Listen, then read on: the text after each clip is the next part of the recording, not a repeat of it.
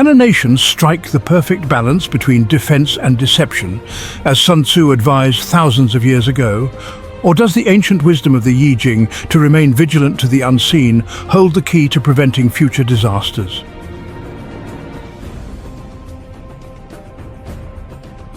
Deception. A word that whispers of shadows and secrets, of masks carefully crafted and illusions meticulously woven. It is a dance as old as time itself, a game played on the battlefields of war and the chessboards of politics. But deception also lurks in the mundane, in the white lies we tell to spare feelings and the carefully constructed narratives we present to the world. For in a world saturated with information and misinformation, where the lines between reality and fabrication blur with alarming ease, the ability to discern truth from falsehood becomes paramount. Welcome. What if the very systems you relied on for protection failed you? On October 7th, 2023, Hamas orchestrated a devastating attack on Israel, exposing critical weaknesses in border security. How did this happen? Could it have been prevented? Today we're exploring the intricate balance between deception and truth, strategy and failure in modern border security. Using lessons from both the ancient texts of the Yi-Jing and the art of war, we will uncover how Israel's intelligence missteps allowed Hamas to strike and how they later redeemed themselves. But is the price of that redemption justifiable?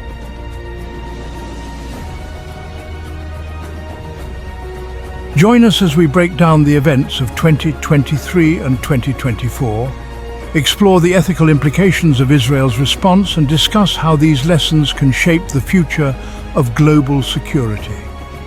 This is a story of failure, strategy, and the complex truths behind modern warfare. Let's dive in.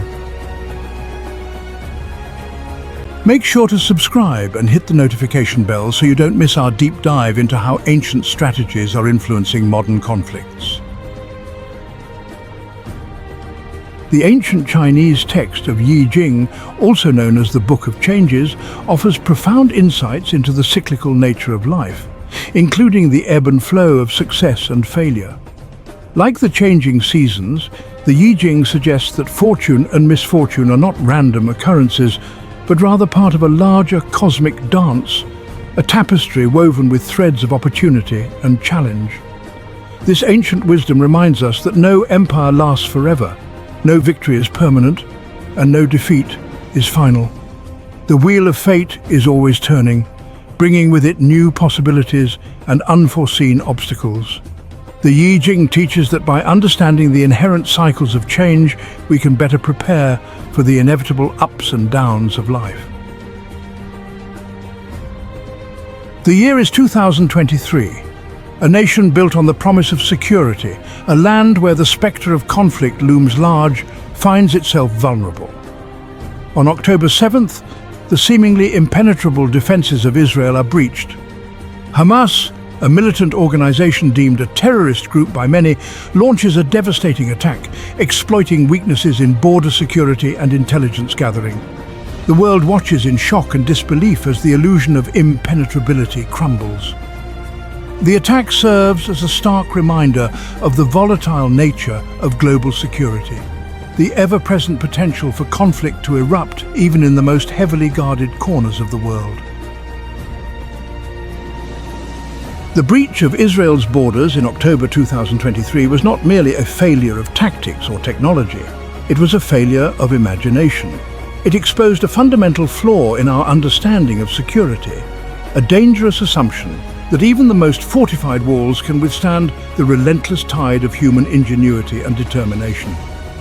For decades, Israel had prided itself on its military prowess, its sophisticated intelligence apparatus, and its seemingly impenetrable borders. Yet in a single coordinated assault, Hamas shattered this illusion, exposing the inherent vulnerability that lies at the heart of even the most secure systems. The only constant is change, and the only true security lies in the ability to adapt and evolve faster than the threats we face. Why were these intelligence capabilities not deployed earlier to prevent the attack?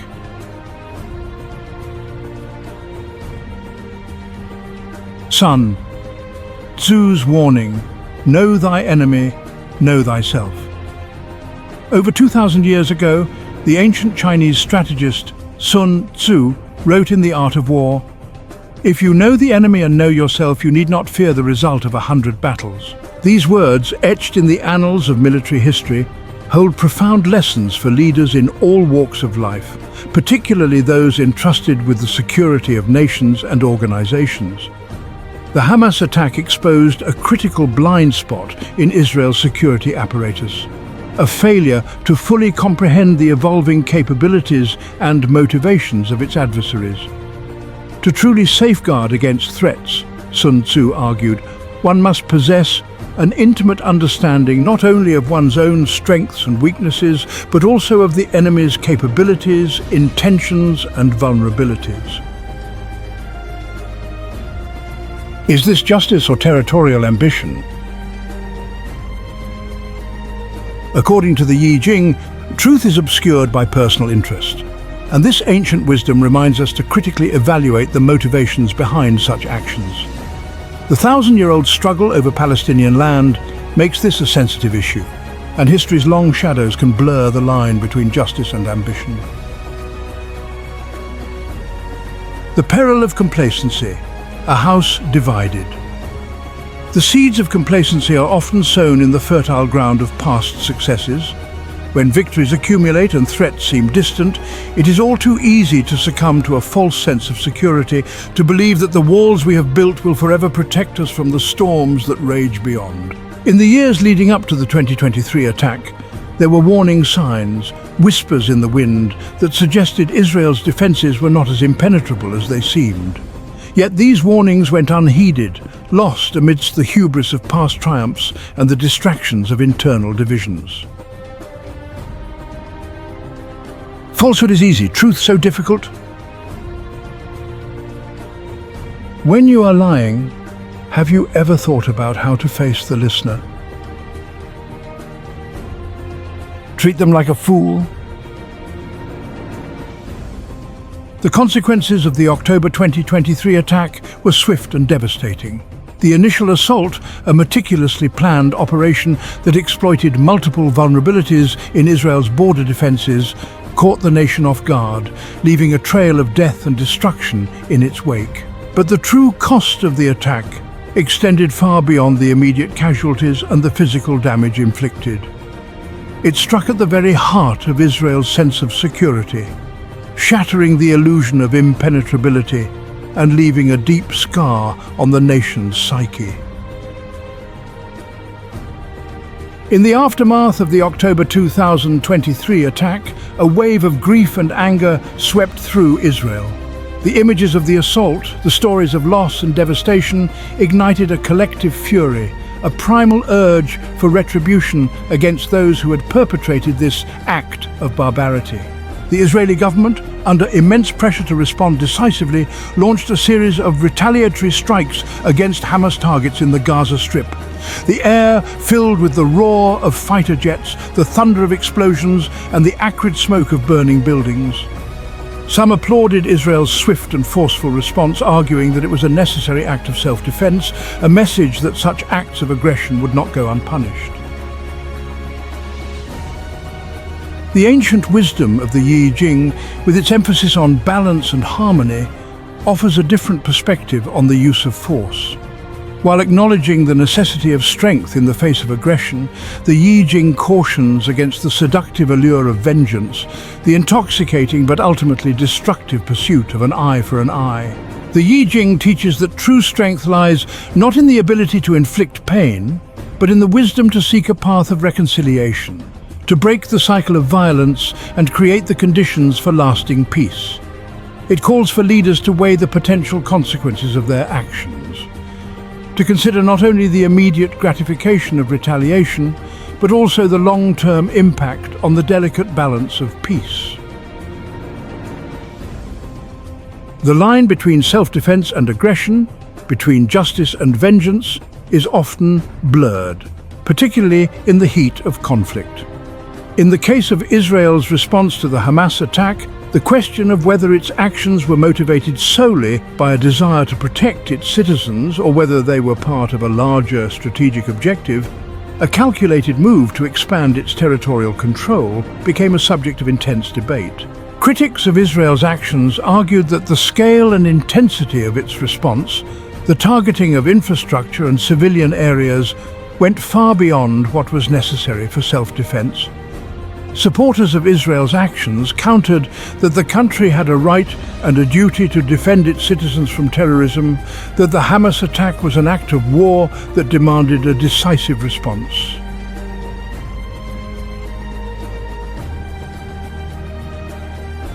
A legacy of shadows. The unseen costs of vengeance. The true cost of vengeance, the Yi-Jing reminds us, is often measured not in immediate casualties or material losses, but in the unseen scars it leaves on the soul of a nation. The cycle of violence, once set in motion, can be difficult to break, perpetuating a legacy of hatred, fear and mistrust that can poison the well of human relations for generations. The retaliatory strikes launched by Israel, while perhaps satisfying in the short term, did little to address the underlying causes of the conflict. If anything, they exacerbated the existing tensions, deepening the divide between Israelis and Palestinians, and making the prospect of a lasting peace even more elusive.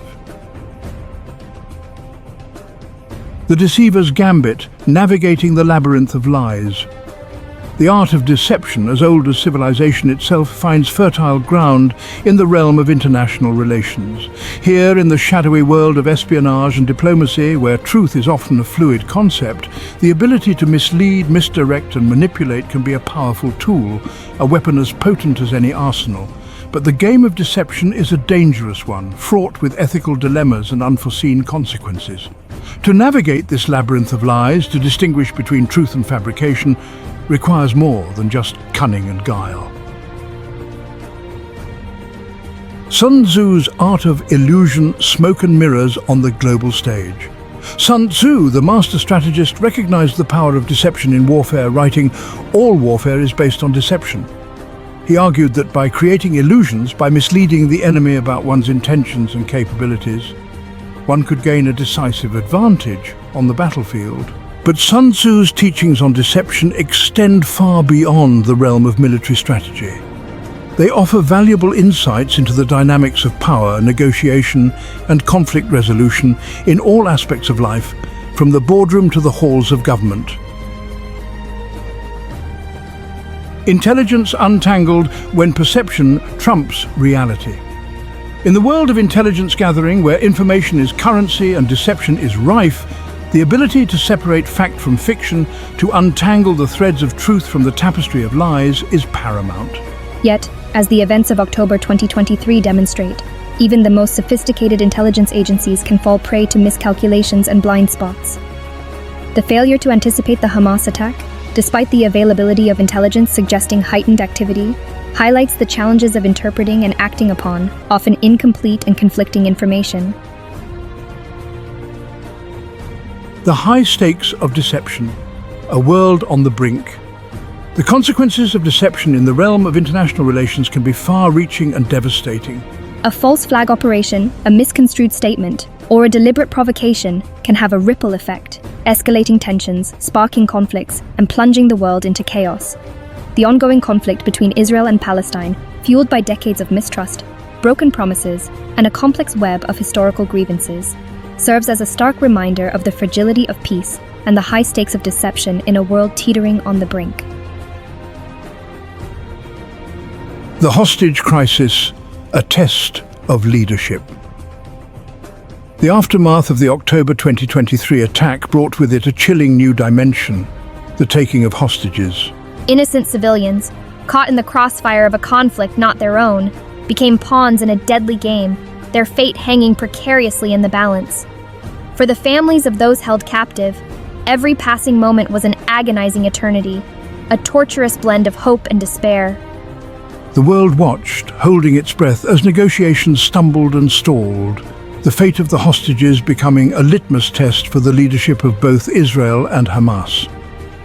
The hostage crisis presented Israel with a moral and strategic dilemma. How far was it willing to go to secure the release of its citizens? Could it negotiate with a group it deemed a terrorist organization without compromising its principles or emboldening its enemies? As days turned into weeks, and weeks into months, the failure to secure the release of the hostages began to cast a long shadow over the Israeli government. Public frustration mounted, fueled by a growing sense that the leadership was either unwilling or unable to take the decisive action needed to bring their loved ones home. Sun Tzu's words, "Speed is the essence of war," seemed to ring hollow in the ears of those who waited anxiously for news. Every passing day without progress chipped away at the government's credibility, eroding public trust and raising questions about its competence and resolve. The hostage crisis became a stark reminder that in matters of life and death, time is a luxury leaders cannot afford. Hesitation, indecision, and the fear of making the wrong call can have devastating consequences, undermining public confidence and emboldening those who seek to exploit weakness. The Yi-Jing, with its emphasis on understanding the rhythms of change and seizing the opportune moment, offers valuable guidance for leaders facing crises that demand swift and decisive action. It reminds us that there are times when inaction is not an option, when the only path forward is to act with boldness and precision. In the context of the hostage crisis, the Yi-Jing's wisdom suggests that the longer the situation festered, the more intractable it would become. Every delay, every missed opportunity to secure the hostages' release would only serve to strengthen Hamas's resolve and diminish the chances of a successful outcome. The Yi-Jing's call to action is not a reckless charge into the unknown, but a calculated and deliberate response, informed by a deep understanding of the situation and a clear vision of the desired outcome. It is about recognizing the critical moment when the potential for success is at its peak and seizing it with unwavering determination. A year after the attack, with the hostages still in captivity, a palpable sense of unease settled over Israel.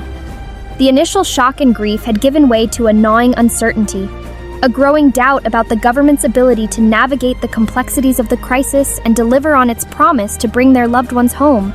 The failure to secure the hostages' release, despite numerous attempts and promises, raised uncomfortable questions about the government's competence and judgment. Had it miscalculated the situation? Had it underestimated Hamas's resolve?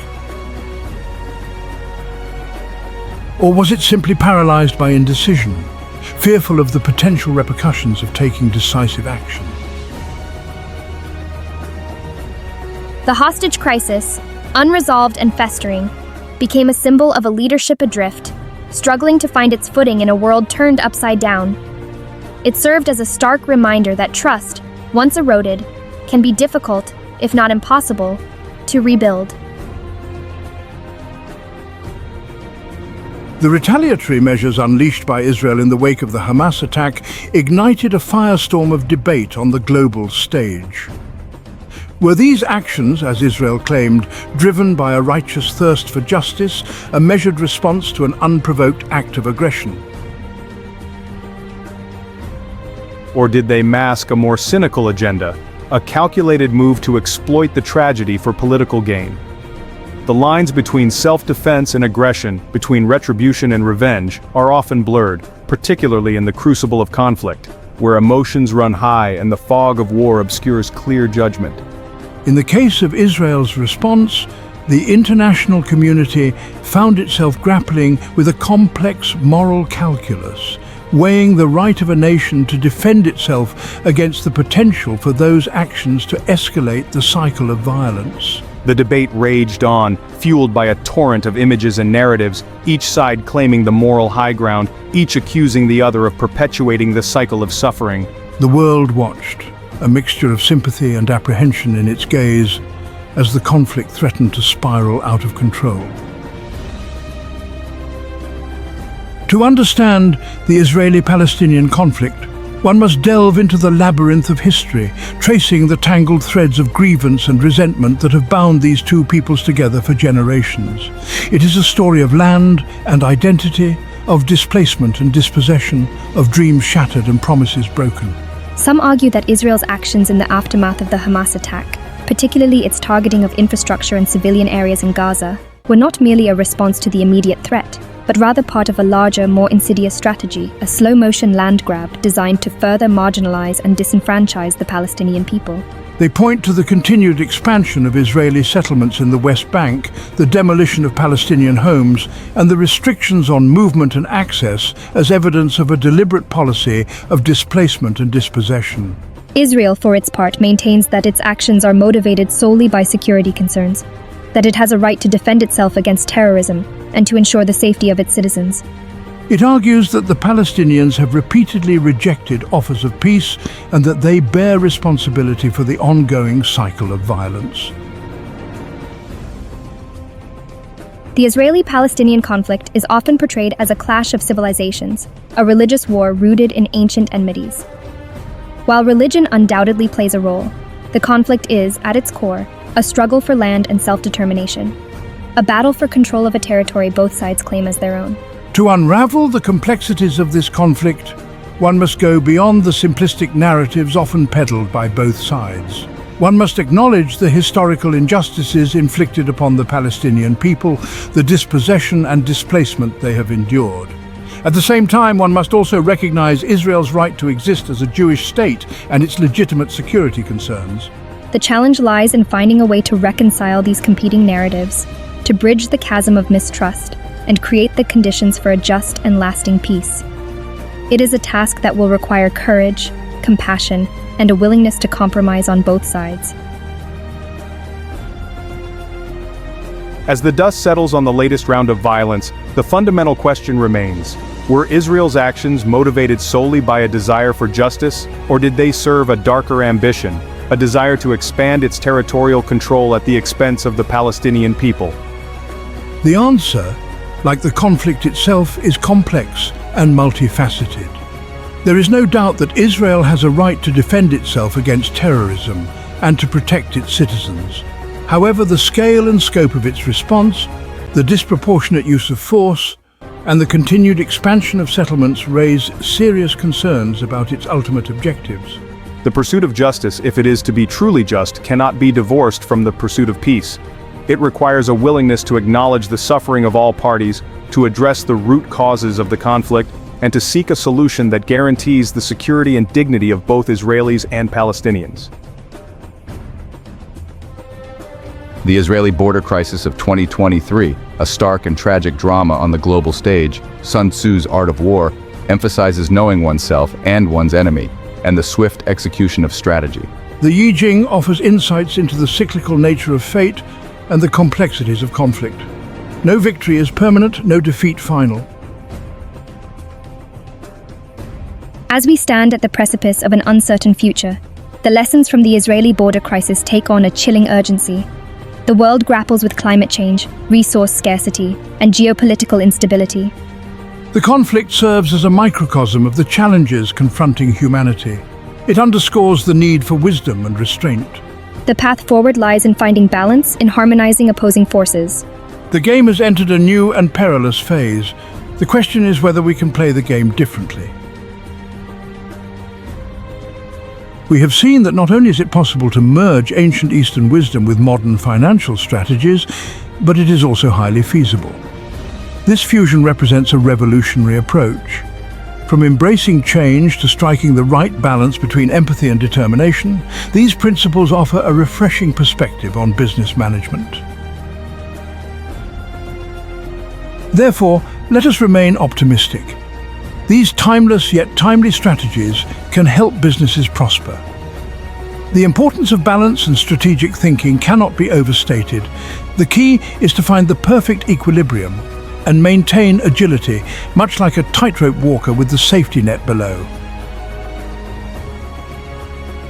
To successfully navigate the future economy, it is essential to adopt careful, intelligent strategies that focus on balance and adaptability. The current global market situation is complex. It is a mixture of favorable and unfavorable conditions, offering both opportunities and risks. The environmental resources of each region on Earth are distinct due to their unique latitudes and longitudes. We can summarize real-time opinions by using advanced artificial intelligence technologies such as neural networks, which account for regional characteristics and national economic data. By watching our videos each week, you can stay well-informed with minimal time investment, gaining valuable insights that will enhance your life in numerous ways. In order to thrive in these volatile financial environments, it is crucial to be adaptable and avoid unnecessary risks. Regardless of your level of investment experience, it is important to keep an eye on our video releases to make more informed decisions. Remember, knowledge is not only a tool to enhance your value, it is also a form of power.